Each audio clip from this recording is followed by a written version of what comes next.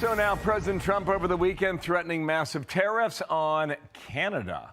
The president posting this: if Canada makes a deal with China, it will immediately be hit with a 100% tariff against all Canadian goods and products coming into the USA. Now, the Canadian Prime Minister Carney now pushing back, saying this on Sunday: we have no intention of doing that with China or any other non-market economy. What we have done with China is to rectify some issues that developed in the last couple of years. So where does this stand? I want to bring in Kevin O'Leary, chairman of O'Leary Ventures, who now is apparently a great actor too after his spell in Marty Supreme. Well done, Kevin. I want to congratulate you on that. Now, Thank you. Tell us, where is this going? Or is it actually going nowhere, do you think, in the end? No, actually, it's a very important development, but for reasons most people don't see. But let me explain it by the numbers, because, as you know, I look through all of these issues as an investor. So Trump hasn't talked about Canada for almost 14 weeks. And all of a sudden, in that speech in Davos, the spitball fight between the two of them, all of a sudden became top agenda item for both countries. But here's why it's important. If you actually look at the Canadian index, the stock market in the last 12 months, it has doubled the performance of the U.S. If you look at the Canadian dollar, it's up an additional 5.2%. You've basically made almost 40% going long Canada, because the market believes that these two countries have to unite one way or another economically, not from a sovereign basis.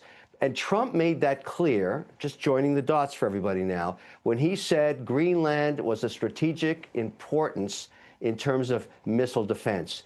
Now, everybody knows you've got Alaska. Everybody knows you've got Greenland on the east now, or should have it, sounds like it.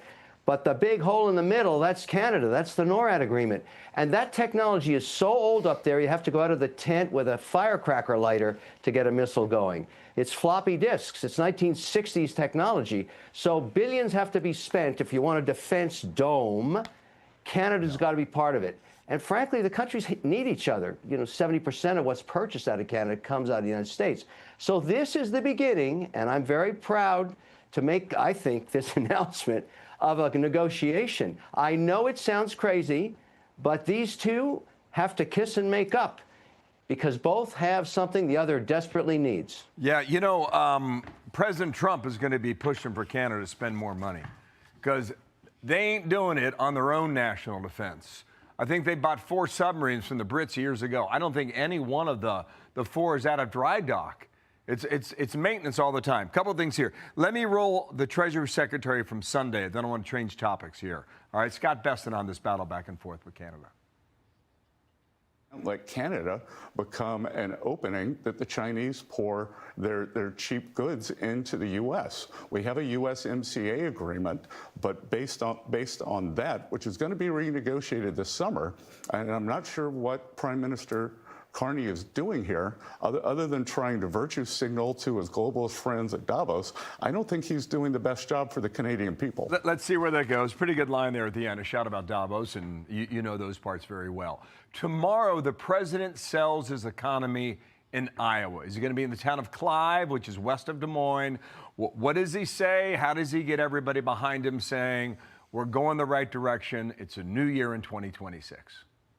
Well, one of the challenges, because I invest in ag tech, and so when you tariff potash and you don't make enough of it yourself, it's just a tariff on farmers, and so you got to give them back something, and that's what he's doing.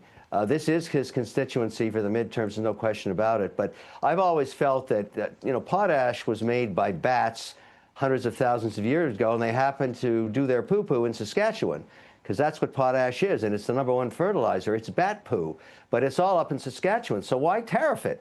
I mean, it makes no sense. So a little fine-tuning on the tariffs, or just a moratorium on things you don't make enough of, like softwood lumber. But I think he can fine-tune that before the midterms, if that's what he's doing. And the Bessett comment kind of ties to it. I agree with you. You're 100% right when you say Canada has to spend more money. So I think where we're going with this, ultimately, before Trump has left the administration, is that these two economies are going to be united. I think no tariffs, and then we're going to go to the Chinese and say we're spending 5% of GDP of this behemoth united economy, and we're looking at you guys, don't mess with us, because it'll be the biggest economy on earth by miles. The Chinese will never catch up. That's where we're going with all of this. Wow. Wow. I like it. Okay. Don't know when we get there. Hopefully sooner rather than later. Nice to see you, Kevin. Take care. All right. Kevin O'Leary.